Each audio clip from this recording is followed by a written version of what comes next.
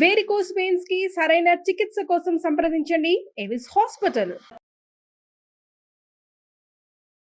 అపాంగరేఖాభిరభంగురాభిః అనంగలేఖారసరంజితాభిః అనుక్షణం వల్లభసుందరీభిః అభ్యర్చ్యమానం విభుమాశ్రయామః. శ్రీకృష్ణుని కంటి చూపు మన మీద పడాలి. ఎలాంటి కన్ని చూపు అంటే అనుక్షణం వల్లభ సుందరీలు అంటే ఈ గోపికలతోటి కూడి ఉండే కృష్ణుని కంటి చూపు అలాంటి కొస చూపైన మన మీద పడితే చాలు. అలాంటి విభుణ్ణి ఆశ్రయిస్తాం. నిరంతరము ఈ గోపికల కంటి చూపుకి ఆశ్రయంగా ఉండేవాడు. వాళ్ళు అక్కడే చూస్తుంటారు, స్వామినే చూస్తారు. మనం కూడా అలాగే మన హృదయాలు కూడా కృష్ణుణ్ణి ఆశ్రయించి ఉండాలి, ఆయన్నే ఆశ్రయించి ఉండాలని చెప్తున్నాం. దేవకి వసుదేవుల మొదటి కుమారుడైన కీర్తిమంతుణ్ణి కంసుడు వధించాడు. తర్వాత వాళ్ళని చెరసాల్లో వేశాడు. చెరసాల్లో వేస్తే కంసుడికి ఇతను కొంచెం దుర్మార్గమైన ప్రవర్తన కలిగి ఉన్నవాడికి అతని మామగారైన జరాసంధుడు పూర్తిగా మద్దతు ఇచ్చాడు. ఆయనకి 2 కూతుళ్ళు ఉన్నారట జరాసంధుడికి. వాళ్ళిద్దరినీ కంసుడికి ఇచ్చి పెళ్లి చేశాడు. తర్వాత వీళ్ళు ఏం చేశారు, నరమాంస భక్షకులైన చాలామంది రాక్షసుల్ని పంపించి యాదవులని అంటే వసుదేవుని కుటుంబానికి వంశానికి చెందిన వాళ్ళని హింసించడం మొదలుపెట్టారు. దీన్ని భరించలేక చాలామంది దేశాలు బట్టి పారిపోయారట. కురు, పాంచాల, కేకయ, శాల్వ, తర్వాత విదేహ, విదర్భ, విదేహ, కోసల దేశాలలో ఆశ్రయం పొందారు. ఈతో పడలేక అక్కడికి వెళ్ళిపోయారనమాట. కొందరు నందుని గోకులంలో ఆశ్రయం పొందారు. వసుదేవుని భార్య అయిన రోహిణి కూడా అదే గోకులంలో తలదాచుకుంది. కొందరు యాదవులకు పారిపోయే అవకాశం లేకపోయింది, వాళ్ళు వెళ్ళలేకపోయారు ఎక్కడికి. వాళ్ళు మాత్రం ఈ కంసుడిని ఆశ్రయించి అతని దగ్గరే సేవ చేస్తూ ఉండిపోయారు. ఈ కీర్తిమంతుడు తర్వాత వరుసగా దేవికి 5 కుమారులు కలిగారు. వారందరినీ పుట్టగానే పురిటి కందులనే కంసుడు నిర్దాక్షిణ్యంగా పొట్టను పెట్టుకున్నాడు. అయితే 7వసారి గర్భం ధరించింది ఈసారి. ఈ 7వసారి గర్భంలో విష్ణువంశ అయినటువంటి ఆదిశేషుడు ఆమె గర్భంలో మానవ శిశువుగా రూపొంది ఉన్నాడు. అయితే వెంటనే శ్రీహరి ఏం చేశాడట, యోగమాయని పిలిచి, దేవి నువ్వు భూలోకానికి వెళ్ళు, ఈ దేవకీదేవి గర్భంలో ఉన్న శేషుడనే నా అంశం ఉంది, ఆ గర్భాన్ని ఆకర్షించి నందగోకులంలో ఉన్నటువంటి రోహిణీదేవి గర్భంలో ప్రవేశపెట్టు. తర్వాత నేను దేవకీదేవికి 8వ పుత్రుడుగా జన్మిస్తాను. ఇక్కడ దేవకీదేవి గర్భం ధరించే సమయానికి అక్కడ నందగోకులంలో నందుని భార్య అయిన యశోదాదేవి కూడా గర్భవతి కావాలి. నేను దేవకి గర్భంలో పుత్రుడుగా జన్మిస్తాను, నువ్వు యశోద గర్భంలో పుత్రికగా జన్మించు. భూలోకానికి వెళ్ళి అక్కడ గర్భస్థ శిశువుగా ఉండి మరల తిరిగి వచ్చిన కాలం అంతకాలం నువ్వు అక్కడ ఉన్నందుకుగాను నిన్ను మానవులు దుర్గా, భద్రకాళి, విజయ, వైష్ణవి, కుముద, చండిక, కృష్ణ, కన్యక, మాయా, నారాయణి, శారద, అంబిక అనే పేర్లతోటి పిలుస్తారు. ఇన్ని పేర్లతోటి నువ్వు అక్కడ కొలవబడతావమ్మా. నీకు ఆలయాలు నిర్మిస్తారు, అవన్నీ పుణ్యక్షేత్రాలు అవుతాయి. నువ్వు భూలోకంలో కోరిన కోరికలు తీర్చే కల్పవృక్షంగా ఉంటావు. మానవులు నిన్ను నిత్యము ధూపదీప నైవేద్యాలతో సేవిస్తారు అని చెప్పాడు. చెప్పేసరికల్లా యోగమాయాదేవి భూలోకానికి బయలుదేరింది. ఈ దేవకీదేవి గర్భంలో ఉన్న శిశువుని ఆకర్షించి రోహిణీదేవి గర్భంలో నిక్షేపించింది. మధురలో అందరూ దేవకీదేవికి 7వ గర్భస్రావం అయిపోయింది, శిశుజననం జరగలేదని అనుకున్నారు. 1 సంవత్సరం గడిచింది. రోహిణీదేవికి కుమారుడు కలగానే ఇక్కడ మధురలో దేవకీదేవి 8వసారి గర్భం దాల్చింది. శ్రీమన్నారాయణుడి అంశ గర్భంలో ఉండటం వల్ల ఆమె నుంచి ఆశ్చర్యకరమైన తేజస్సు వెలువడిందట. ఆ తేజస్సు వలన చీకటిగా ఉండే చెరసాలంతా వెలుగుతో నిండిపోయింది. కాపలా వాళ్ళు ఆ విషయం కంసుడికి చెప్తే, ఈమె నుంచి వస్తున్న తేజస్సుతో కారాగారం అంతా దేదీప్యమానంగా ఉంది, ఇంతకుముందు 7 గర్భాల్లోనూ ఈ వింత చూడల. ఈ 8వ గర్భంలో ధరించగానే ఈమెలో వచ్చిన మార్పు, ఈ తేజస్సు చూస్తుంటే తప్పకుండా నన్ను వధించేందుకు విష్ణువే ఈమె గర్భంలో దాగి ఉన్నాడని అనిపించింది. ఏం చేయాలో పాల్పోలేదు. పోనీ ముందే దేవకీదేవిని వధించేస్తే, పిల్లాడు పుట్టకముందే ఆమె చెల్లెల్ని చంపేస్తే సరిపోదు, అలా కూడా అనుకున్నాడు కానీ అతని ఆలోచన మారిపోయింది. విష్ణుమాయ వల్ల మారిందంతే. ఏమనుకున్నాడు, గొప్ప లక్ష్యాలు సాధించాలంటే తొందరపడకూడదు, తొందరపాటుతో పనులు చేయకూడదు. నేను చాలా పరాక్రమశాలిని, ఇప్పుడు ఇంత గొప్ప కీర్తివంతుడైన వ్యక్తి స్త్రీ హత్యకు పూనుకుంటే 4 అసహించుకుంటారు. స్త్రీ, అందున సోదరి, ఆపై గర్భవతి, ఆమెను హత్య చేస్తే నా కీర్తి పోతుంది, సంపదను క్షీణిస్తుంది, ఆయుర్దాయం నశిస్తుంది. వధించను, కానీ సంతానాన్ని వదిలిపెట్టకూడదు అనుకున్నాడు. సరే, ఆమెను చూడ్డానికి వచ్చిన వాడు కూడా మళ్ళీ వెనక్కి వెళ్ళాడు. కానీ అతనికి ఆ తేజోవంతమైన ఆమె ముఖము, ఆ మహాద్భుత సౌందర్యము వదిలిపెట్టలేదట ఆయన దృష్టిని. ఎంతసేపు హరి తలుచుకుంటూ తలుచుకుంటూ తలుచుకుంటూ విష్ణువునే తలుచుకుంటూ ఉండేవాడు. ఆయుధాలతో చేసిన గాయాల కంటే కూడా ఈ గాయం ఈ మనసు లోపల నన్ను చంపబోయేవాడు ఈ వెలుగులో ఉన్నాడు అన్న భావన అతన్ని చాలా బాధించిందట. తింటున్నా, కూర్చున్నా, పడుకున్నా, నిద్రపోతున్నా, ఏం చేస్తున్నా సరే అతన్ని ఈ విష్ణు చింతన వదిలిపెట్టలేదు. ఇక భగవంతుడే, ఇక రెండో ఆలోచన లేదనమాట. ఏం చేస్తున్నా శ్రీహరి ఆలోచనే ఉండేది. ఈవిడ దేవకి ప్రసవ సమయం దగ్గర పడింది.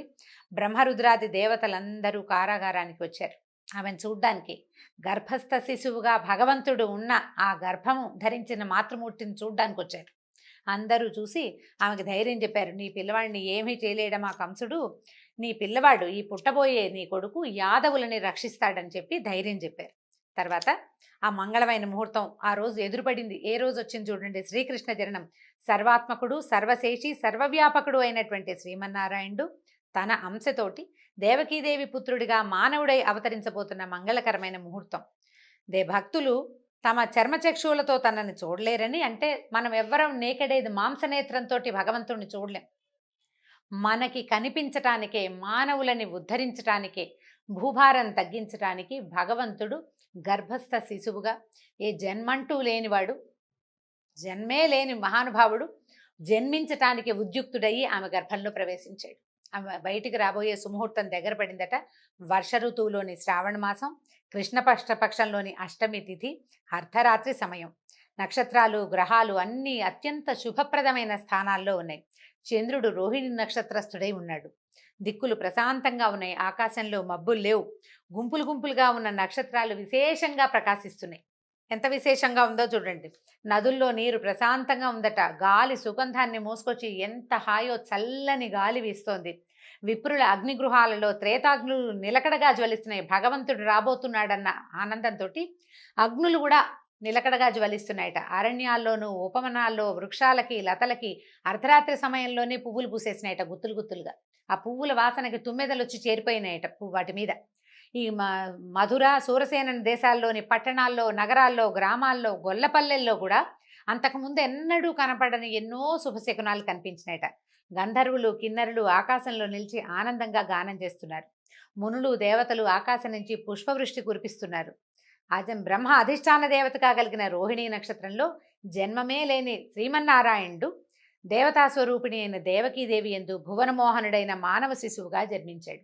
అయితే ఈ శ్రీకృష్ణ పరమాత్మ జన్మించిన తిథి భాగవతంలో చెప్పబడలేదండి. ఇదంతా విష్ణు పురాణంలో ఉంది, ఏ సమయంలో జన్మించాడు ఏమిటి అనేది. అయితే వర్ష ఋతువులో శ్రావణ మాసంలో నేను పుడతానని చెప్పాడని ఉన్నది.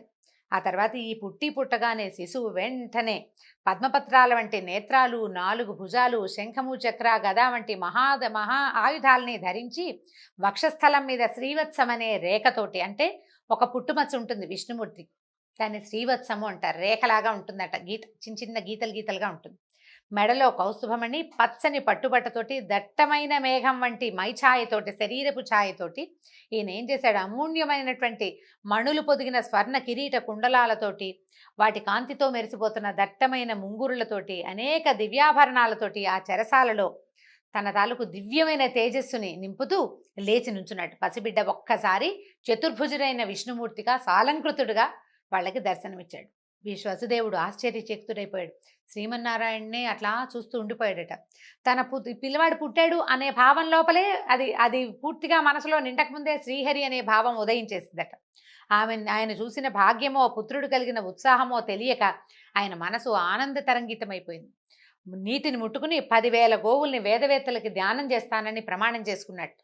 ఈ శిశువు నాకు కలిగిన సందర్భంలో 10,000 సాలంకృతమైన గోదానం చేస్తానని ప్రతిజ్ఞ చేసుకున్నాడు మనసులోనే.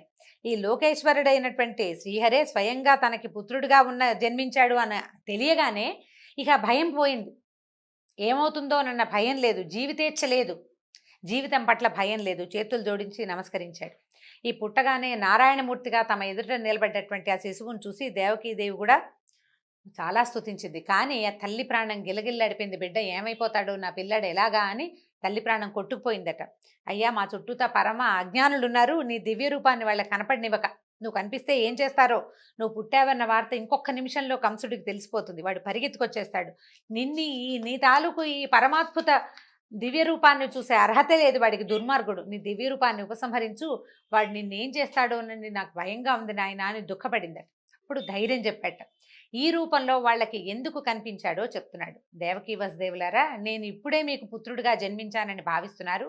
కాదు, కొన్ని మన్వంతరాలుగా మీరు దంపతులుగానే ఉన్నారు.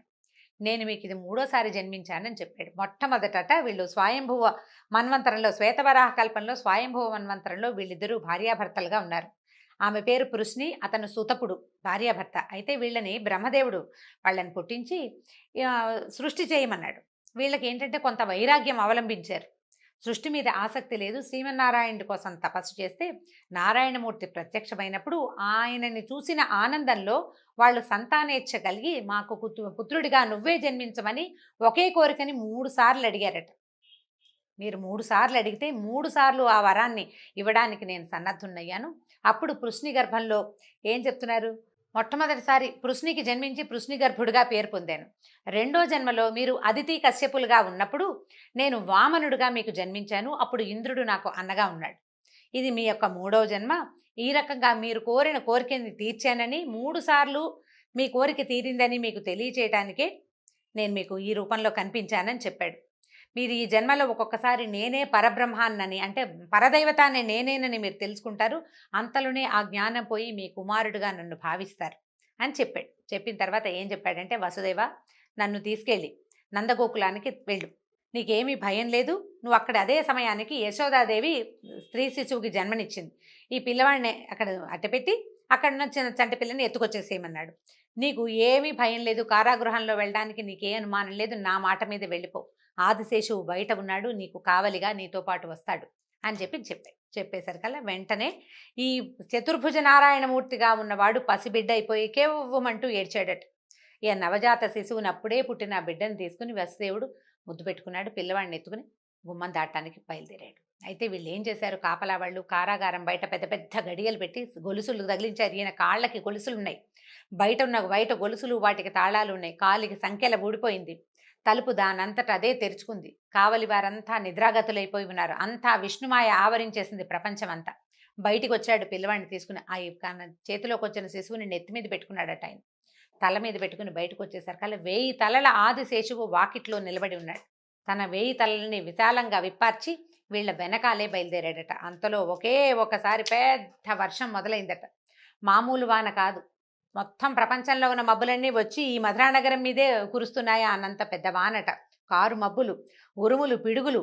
అసలు ప్రపంచమంతా ఈ వర్షం వచ్చేసరికల్లా ఇంకా నిద్రాపరవశులు అయిపోతారు. జనం ముడుచుకుని పడుకుంటారు. మెలకువ రాదు, నిద్రలోకి జారిపోతారు. ఇంతలో అక్కడే ఉన్న యమునా నది, ఎక్కడెక్కడి వర్షపు నీరు యమునా నదిలోకి ప్రవేశించింది. ప్రశాంతంగా ఉండే యమునా నది గట్లు పొరుచుకుని ఉధృతంగా ప్రవహించడం మొదలుపెట్టింది. ఈయన చెరసాల నుంచి బయటకు వచ్చాడు. అక్కడ ఆదిశేషు ఉన్నాడు కదా, ఈ పడగలు విప్పి వాళ్ళని రక్షిస్తూ ముందుకు బయలుదేరాడు. ఆయన యమునా తీరం చేరాడు. లోతైన యమునా నదిలో ప్రవాహ వేగం పెరిగిపోయింది. పెద్ద పెద్ద కెరటాలు వస్తున్నాయి. అయినా సరే ఈయనేమో ఆలోచించలా. విష్ణువు వెళ్ళిపోమన్నాడు, వెళ్ళిపోవటమే. అడుగులు వేసి యమునలోకి దిగంగానే యమున, అంత పెద్ద యమున, రాముల వారికి సముద్రం దారిచ్చినట్టుగా ఈ యమునా నది అంత తరంగాలతో ఉన్నది కూడా ఆయన నడవడానికి వీలుగా దారిచ్చేసిందట. వాన పడకుండా ఆదిశేషువు శిశువుని తండ్రిని రక్షిస్తూ పూర్తిగా ఈ నందగోకులానికి చేరేదాకా ఆదిశేషువు వెనకాలే ఉన్నాడు. ఈ యోగమాయ ప్రభావంతో గోకులంలో అందరూ గాఢమైన నిద్రలో ఉన్నారు. పురిటింట్లో కూడా ఎవ్వరూ ఏ సందడి లేదు. యశోదాదేవికి తను బిడ్డకి ప్రసవించానని తెలుసు, కానీ స్త్రీ శిశువో పురుష శిశువో ఆమె మర్చిపోయింది. ఆమెకు తెలియదు. ఈ ప్రసవం చేసిన స్త్రీలకి కూడా పుట్టినవాడు పిల్లవాడా పిల్ల అనే ధ్యాస లేదు. అందరూ ఎవరి ద్వారాన వాళ్ళు మత్తులో పడున్నారు. ఈయన నిశ్శబ్దంగా తను తీసుకొచ్చినటువంటి నారాయణ నవశిశువుని అక్కడ పడుకోబెట్టి అక్కడ ఉన్న వెలిగిపోతున్నటువంటి బాలికని చేత్తో పుచ్చుకున్నాడు. తీసుకుని బయటకు వచ్చేసాడు. బయటకు వచ్చి మళ్ళీ మధురా నగరంలోకి దారి తీశాడు. నగరంలోకి వచ్చేసాడు. యమునా నది దారి ఇచ్చింది. ఆదిశేషువు కాపాడుతున్నాడు. కారాగారంలోకి ప్రవేశించాడు. మొత్తం తలుపులు అన్నీ యథావిధిగా ఎక్కడవక్కడ మూసుకుపోయింది. లోపలికి వెళ్ళిపోయి తన కాలికి సంఖ్యలు తగిలించుకుని పిల్లని తెచ్చి దేవకీదేవి పొత్తిళ్లలో పడుకోబెట్టాడు. పిల్లని నేల మీద పెట్టిన మరుక్షణం కేవ్వమని ఏడ్చిందట చంటి పిల్ల. పెద్దగా ఏడ్చింది. ఏడ్చేసరికల్లా అప్పుడే పిల్ల పుట్టేసిందని చెప్పి పిల్లవాడు పుట్టాడు అనుకుని కావలి వారంతా అరిచరిచి కేకలు పెట్టి బాకాలు ఊదారు. ప్రసవం అయిపోయింది, మహారాజు రావాలంటే పరిగెత్తుకుంటూ వచ్చాడట. ఆయన ఎట్లా పరిగెత్తుకొచ్చాడంటే, ఎప్పుడెప్పుడు తన మరణానికి కారణమయ్యేవాడు పుట్టేస్తాడో అని బెంగటిల్లిపోయి ఉన్నవాడు ఈ మంచం మించి లేవడం, ఆయన జుట్టు ముడేసుకుని పడుకున్నాడు. ఆ ముడి కాస్త ఊడిపోయింది. అపశకునం, రాజులు జుట్లు విరబోసుకుని బయటికి రాకూడదు. అడుగులు తడబడిపోతున్నాయి. మృత్యువు పిలుస్తోంది అనేసరికల్లా భయం వేస్తుంది. ఆ భయంతో అడుగులు తడబడిపోతున్నాయి. అన్నీ అపశకునాలే. వస్తూ వస్తూ బల్లలు కుర్చీలు తన్నేసుకున్నాడు. అంటే ఆ ఉధృతిలో పరిగెత్తుకొస్తూ అనమాట, ఉద్వేగంలో ఎట్లాగోట్లా పరిగెత్తుకొచ్చేసాడు. వచ్చిన తర్వాత తీరా చూస్తే ఏముంది, ఆడపిల్ల. అక్కడి నుంచి దేవకిదేవి, అన్నా అన్నా వద్దు వద్దు, అష్టమ గర్భుడైన వాడు నీ మరణానికి కారణమవుతాడని చెప్పింది ఆకాశవాణి. ఇదేమో శిశువు, స్త్రీ శిశువు, ఆడపిల్ల, ఇది నిన్నేం చేస్తుంది? ఇంట్లో పుట్టిన మొట్టమొదటి పిల్ల, ఈ పిల్లని ఏం చెయ్యొద్దని పమిటలో దాచేసుకుందట. పిల్లని ఇవ్వలేదు ఆవిడ. ఇవ్వకపోతే ఆయన బలవంతంగా లాక్కున్నాడు. నువ్వు నా పెళ్ళైనప్పటి నుంచి పుట్టిన పిల్లల్ని చంపేశావు, నేను ఒక్కసారి కూడా ఏమనలేదు. ఆడపిల్ల, ఈ ఒక్క పిల్ల ఇదే ఆఖరిది, నాకు 8వ సంతానం అని జ్యోతిష్కుడు చెప్పారు అందరూ. ఈ ఆఖరి బిడ్డనైనా నాకు బతికించి ఇవ్వమని ఆవిడ ఎంత బతిమలాడినా ఆయన వినకుండా ఈ కాళ్ళు చేత్తో పుచ్చుకున్నాడు. 2 కాళ్ళు ఎత్తి విసిరాడు అక్కడున్న ఒక బండరాయి మీదకి. ఈ విసరంగానే ఈ శిశువు రాతికి తగలేదు, ఎగరటం ఆకాశంలోకి ఎగిరిపోయింది. శక్తి స్వరూపిణిగా నిలబడిందట. ఎలా ఉందంటే ఘనమైన కిరీటము, అమూల్యమైన ఆభరణాలు, 8 భుజాలతోటి, దుర్నిరీక్షమైన తేజస్సుతోటి ఉంది. ధనుర్బాణాలు, శూలము, శక్తి, ఖడ్గము, డాలు, శంఖచక్రాలు, గద ధరించి అక్కడి నుంచి ఈమె పైకి ఇట్లా పెద్ద రూపం కనపడేసరికల్లా సిద్ధులు, చారణులు ఆకాశంలో అటు ఇటు ఆకాశ గమనం చేసే వాళ్ళంతా ఆమెను చూసి ఓ అమ్మవారు ప్రత్యక్షం అయిపోయిందని గానం చేసేస్తున్నారట. ఆమె ఇట్లా అంతట, ఓరి మూర్ఖుడా, నేనెవరో తెలియక చంపబోయావు. నన్ను చంపితే నీకొచ్చే ప్రయోజనమేముంది? ఏ ప్రయోజనము లేదు. ఇంతకు ముందు జన్మలో నిన్ను చంపినవాడు ఈ జన్మలోనూ నిన్ను చంపగలిగేవాడు పుట్టే ఉన్నాడు నాతో పాటే. అతడే నిన్ను చంపుతాడు. ఇది తప్పదు. మరణం నుంచి తప్పించుకోవాలని దీనులని హింసించడం ఇకనైనా మాను అని చెప్పి ఈ అష్టభుజాలతోటి ఉన్న మహోగ్రమైన రూపం క్షణంలో మాయమైపోయిందట. మాయమైపోయేసరికల్లా ఈ మాయమైన తల్లి భూలోకంలో అనేక స్థానాలతో అనేక నామాలతోటి వెలిసింది. ఇట్లా చెప్పిన మాట వినేసరికల్లా ఈ కంసుడు చేష్టలు దక్కి నిలబడ్డాడు. ఏం చేయాలో తెలియలా. ఎంత అపచారం చేశాను నేను అనిపించేసింది. చెల్లెలికి బావకి తను చేసిన ద్రోహం తలుచుకుని కుంగిపోయాడు. గొంతు పిగుల్చుకున్నాడు అతి కష్టం మీద. బావా, నేనెంత తప్పు చేశాను, నేనెంత ఘోరం చేశాను. మనుషులే అబద్ధాలు ఆడతారనుకున్నాను, దైవ వాక్కులు కూడా అబద్ధాలు ఆడతాయని నాకు తెలియలేదు. అష్టమ గర్భుడు నా మరణానికి కారకుడవుతాడు అనుకుంటే అష్టమ గర్భంలో ఆడపిల్ల పుట్టడం ఏమిటి? అదేమో నా చేతి నుంచి వెళ్ళిపోవటం ఏమిటి? ఇది దైవం అబద్ధం చెప్తుందని నేను అనుకోలేదు. అశరీరవాణి ఆకాశవాణి అసత్యం చెప్పదని నమ్మాను. ఇవన్నీ నా ప్రాణం కాపాడుకోవాలనే ఆతృతతోటి నరమాంస భక్షకుడిలాగా మీ పిల్లలందరినీ చంపేశాను. మీ పట్ల అపచారం చేశాను. నాకు నిష్కృతి లేదని అసలు ఇంకా కరిగి నీరే ప్రవహించేశాడనమాట కంసుడు. అక్కడి నుంచి మీరు చాలా జ్ఞానులు, మీకు తెలియంది లేదు. లోకంలో ఎవరు ఎవరిని చంపలేరు. ఎవరు జన్మించినా ఎవరు మరణించినా దానికి కాలమే కారణమని మీలాంటి వాళ్ళకి నేను చెప్పక్కర్లేదు. నన్ను క్షమించండి అని చెప్పి వాళ్ళ కాళ్ళు పట్టుకున్నాడు, చెల్లెలది బావది. వీళ్ళు కూడా వాళ్ళకి తెలుసు ఏం జరిగింది, ఏం జరుగుతోంది అని. తెలిసినా కూడా ఏం చేశారు, వీడితో మూర్ఖుడితోటి సంభాషణ ప్రమాదకరం అంచేత ఏమన్నారు, ఇక ఇలా జరగాల్సి ఉంది, జరిగింది. అందరిలోనూ పరమాత్మనే చూసేవాడికి ఒకడు మిత్రుడు కాదు, ఇంకోటి శత్రువు కాదు నాయన. పరమేశ్వరుడే ఈ లీలంతా నడిపిస్తాడు, ఏం పర్వాలేదు. నువ్వు ఆపలేవు, మేము ఆపలేవు, ఇలా జరిగేదాన్ని మనమేం ఆపుతాం, పరమేశ్వరుని లీల అని చెప్పి నిశ్శబ్దంగా ఉండిపోయారు. కంసుడు వాళ్ళిద్దరిని చెరసాల నుంచి విముక్తులను చేసేసాడు. వాళ్ళ అనుమతి తీసుకుని ఈ రాజమందిరానికి వెళ్ళిపోయాడు. ఈ వెళ్ళిపోయిన కంసుడికి ఎవరు ఎటువంటి సలహా చెప్పారు, అతను మళ్ళీ తన ప్రవర్తనని ఏ రకంగా మార్చుకున్నాడు. దుర్మార్గులు చూడండి, ఇవాళ చాలా రియలైజ్ అయినట్టు ఉంటారు, రేపొద్దుటికి వాడి ప్రవర్తన మారిపోతుంది. చంపేస్తానన్న చెల్లెల్ని వదిలిపెట్టాడు, నేను చంపనన్న పిల్లవాడిని చంపేశాడు. ఇప్పుడు వీళ్ళని వదిలిపెట్టాడు, కాళ్ళు పట్టుకున్నాడు, నాది తప్పేనన్నాడు. రేపేం చేస్తాడో తెలీదు. రేపేం చేయబోతాడో కంస మహారాజు రేపటి కథలో తెలుసుకుందాం. నమస్కారం.